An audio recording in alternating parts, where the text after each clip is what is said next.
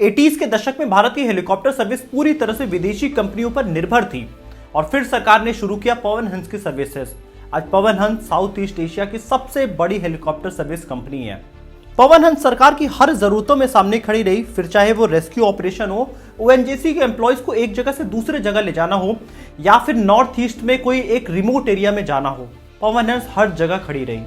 लेकिन मजबूती से सरकार के हमेशा साथ खड़ी रही पवन हंस को आज सरकार ने क्यों 211 करोड़ में बेच दिया, जानेंगे इस वीडियो में। दोस्तों, हमने बीएसएनएल, एयर इंडिया और पवन हंस तीनों कंपनीज के डाउनफॉल में सिर्फ एक ही रीजन देखा है। इस वीडियो में वो हम डिकोड करने की कोशिश करेंगे, तो आप वीडियो को पूरी देखिएगा। मुंबई के पास हुए हेलीकॉप्टर हादसे में सभी 7 लोगों की मौत हो गई है। The first confirmation from the Ministry of External Affairs that the Arunachal Chief Minister Dorji Khandu has indeed passed away. कल मुंबई में बड़ा हादसा हुआ। तेल निकालने वाली कंपनी ओएनजीसी का पवन हंस हेलीकॉप्टर बीच समंदर में क्रैश हो गया। पवन हंस 1 अप्रैल से दिल्ली दर्शन के लिए अपनी हेलीकॉप्टर सर्विस शुरू करने जा रही है। A Pavan Hans helicopter is now crashed off the coast of Mumbai with 7 people on board. Air India के बाद अब पवन हंस बेचेगी सरकार। अपनी पूरी 51% हिस्सेदारी सरकार बेचने वाली है।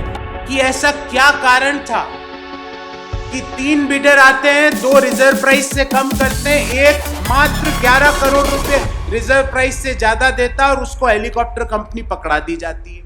हेलो दोस्तों, मेरा नाम है दीपक, आप देख रहे हैं डिजिटल और। तो दोस्तों, 14 अगस्त 1956 को शुरू हुई ओएनजीसी को 80s के दौर में हेलीकॉप्टर सर्विसेज की जरूरत पड़ी, जिसके लिए वो ज्यादातर फॉरेन कंपनीज की हेल्प लिया करते थे। और सरकार ने यहाँ पे एक बड़ी जरूरत को समझा और यहीं पे उन्होंने सबसे पहले इंडिया में हेलीकॉप्टर सर्विस की शुरुआत किया और 15 अक्टूबर 1985 को हेलीकॉप्टर कॉर्पोरेशन ऑफ इंडिया की शुरुआत हुई, जिसका 2 साल बाद नाम बदल के पवन हंस रख दिया गया। और शुरुआत में जहां गवर्नमेंट का टोटल स्टेक 78% था, उसको घटा के 51% किया गया और यहाँ पे ओएनजीसी का स्टेक बढ़ा के 49% किया गया। पवन हंस ने रजिस्ट्रेशन होते ही ओएनजीसी के कामों में अपनी हेलीकॉप्टर सर्विस देना शुरू कर दिया, फिर चाहे वो डीप एरियाज में ऑफिसर्स को ले जाना हो या ऑयल एंड गैस प्लांट की मॉनिटरिंग करना हो।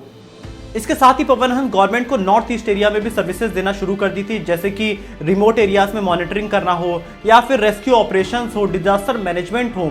और इसके साथ ही केदारनाथ की यात्रा में भी यहाँ पे पवन हंस का काम बहुत ज्यादा आया। इसके साथ ही अगर किसी सीएम का बाढ़ प्रभावित एरिया में दौरा करना हो तो वहां पे भी पवन हंस का ही सहारा लिया गया। केदारनाथ की यात्राओं के लिए भी पवन हंस को ही गवर्नमेंट ने चुना और धीरे धीरे पवन हंस ने कई नए हेलीकॉप्टर्स भी अपने बेड़े में जोड़ना चालू किया। 2006 से 2010 के बीच में पवन हंस ने डॉल्फिन N3, Mi-172 और B3 जैसे बड़े हेलीकॉप्टर्स अपने साथ में जोड़े। लेकिन दोस्तों, इतना सक्सेसफुल होने के बाद गवर्नमेंट को क्या जरूरत पड़ी कि उन्होंने इस कंपनी को बेच दिया। आइए इसको थोड़ा डिटेल में समझने की कोशिश करते हैं। पवन हंस में अगर हम कुछ बड़े प्रॉब्लम्स की बात करें तो यहाँ पे सेफ्टी का सबसे बड़ा इशू था। अक्सर पवन हंस के अंदर इंजन का इशू आ जाया करता था, ऑयल के लीकेजेस हो जाते थे या फिर सेंसर्स के भी इशू आ जाया करते थे, जिस वजह से टोटल 91 से ज्यादा डेथ्स पवन हंस के द्वारा हुई। अगर हम कुछ बड़े डेथ्स को देखने की कोशिश करें तो साल 1988 में सबसे पहला एक्सीडेंट इसमें वैष्णो देवी जाते समय हुआ था, जहां 2 पायलट और 7 लोगों की डेथ हो गई थी। इसके बाद अगर हम बात करें कि एक बड़ा पॉपुलर इशू था जिसमें कि दोरजी खांडू, जो कि चीफ मिनिस्टर थे, उनकी भी डेथ हुई थी और यहाँ पे हेलीकॉप्टर पूरी तरह से क्रैश हो गया था, जिसमें 5 लोगों की मौत हुई थी।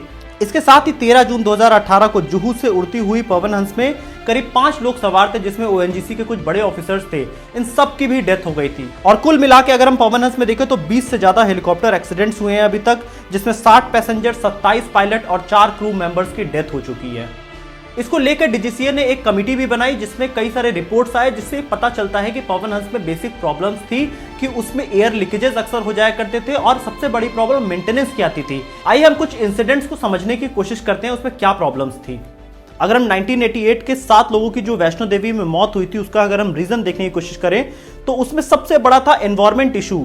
अगर हम अरुणाचल प्रदेश के सीएम दोरजी खांडू की मौत के पीछे का अगर हम रीजन देखने की कोशिश करें तो इस रिपोर्ट में बताया गया है कि फ्लाइट उड़ाने से पहले कोई भी एमओयू नहीं पास किया गया था इंटेंडिंग एजेंसीज के बीच में। इसके साथ ही हेलीकॉप्टर उड़ाते समय एसओपीज को भी नहीं फॉलो किया गया था, फ्लाइंग डिसिप्लिन को भी नहीं फॉलो किया गया था। अगर हम मई 2011 का अगर देखें कि 4 लोगों की चेतक क्रैश में डेथ हुई थी राजस्थान में, तो उसमें भी जो रिपोर्ट बन के आई उसमें यह था कि कोई मेंटेनेंस का रिव्यू नहीं किया गया था। और मई 2001 में अगर हम देखें कि 10 लोगों की डेथ हुई थी, उसमें था कि डिसीजन समय पे नहीं लिए गए थे, डिसीजन डिले किए गए थे। तो दोस्तों आप इन रिपोर्ट्स के पीछे देख पा रहे होंगे कि किस तरह से गवर्नमेंट की कंपनीज काम करती है। यही सेम इश्यूज हमने बीएसएनएल के साथ भी देखा है। हमने एक डिटेल वीडियो बीएसएनएल पे किया हुआ है कि वहां के एम्प्लॉइज अपने वर्क को प्रॉपरली नहीं करते हैं। वही सेम केस हम पवन हंस में भी देख रहे हैं। पवन हंस में यहाँ पे कोई जवाबदेही किसी की नहीं बन रही थी, जिस वजह से यहाँ पे मेंटेनेंस के इशू आ रहे थे, सेफ्टी के इश्यूज आ रहे थे, रूल्स को नहीं फॉलो किया जा रहा था और एसओपीज को नहीं फॉलो किया जा रहा था। ये सब बड़े प्रॉब्लम्स दिखते हैं यहाँ पे और इसी वजह से गवर्नमेंट को इसको रेगुलेट करने में काफी ज्यादा पॉकेट से पैसे लगाने पड़ रहे थे और कंपनी का कोई प्रॉफिट भी बहुत अच्छा नहीं था। आप इस ग्राफ से देखने की कोशिश करिए। फाइनेंशियल ईयर 2016 में कंपनी का रेवेन्यू था 491 करोड़ और प्रॉफिट था 57 करोड़ सिर्फ। फाइनेंशियल ईयर 17 में 507 करोड़ था इनका रेवेन्यू और प्रॉफिट 254 करोड़। 18 में ये रेवेन्यू घट के और हो गया 458 करोड़ और प्रॉफिट लगातार आप देख रहे हैं हर साल घटता जा रहा है, जो कि फाइनेंशियल ईयर 21 में 401 करोड़ का रेवेन्यू था इनका। इस ग्राफ को देख के हमें ये बहुत क्लियरली समझ में आ रहा है कि पिछले 3 साल से कंपनी लॉसेज में थी और अगर फाइनेंशियल ईयर 2017 में आप देखें तो कंपनी को बड़ा प्रॉफिट दिखाई दे रहा है। तो यहाँ पे कंपनी के कई डेट को गवर्नमेंट ने माफ कर दिया था, जिस वजह से आपको यहाँ पे बड़ा प्रॉफिट दिखा रहा है। 2010 के बाद गवर्नमेंट को कुछ और बड़े प्रॉब्लम इस हेलीकॉप्टर्स में दिखाई देने लगे थे कि इनके जो इंजन्स वगैरह काफी पुराने हो गए थे, जिसका मेंटेनेंस टाइम टू टाइम नहीं हो पा रहा था। यहाँ पे कई साल तक इस कंपनी के बुरे प्रदर्शन को देखते हुए गवर्नमेंट ने कई सारे स्टेप्स लिए इस कंपनी को आगे बढ़ाने के लिए, जैसे कि 2017 में लोकल कनेक्टिविटी स्कीम भी लॉन्च किया गया। लेकिन ये सारे जो हेलीकॉप्टर्स थे मेंटेन्ड ही नहीं थे, तो ये सारे उसमें पार्ट ही नहीं ले पाए। इसके साथ ही साल 2018 में 5 राज्यों के चुनाव भी हुए, जिसमें कि हर पॉलिटिकल पार्टी ने रेंट पे बहुत सारे हेलीकॉप्टर्स लिए, तो इसमें भी पवन हंस पीछे रह गई। इसके बाद 2019 में जब लोकसभा का इलेक्शन था, उसमें भी ये कंपनी पीछे रह गई और प्राइवेट प्लेयर्स ने बाजी मार लिया।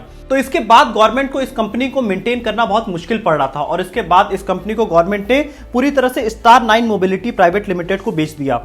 ये कंपनी 3 कंपनीज को मिलकर बनी है, जिसमें आता है महाराजा चार्टर प्राइवेट लिमिटेड, महाराजा एविएशन प्राइवेट लिमिटेड और अल्मास ग्लोबल अपॉर्चुनिटी फंड।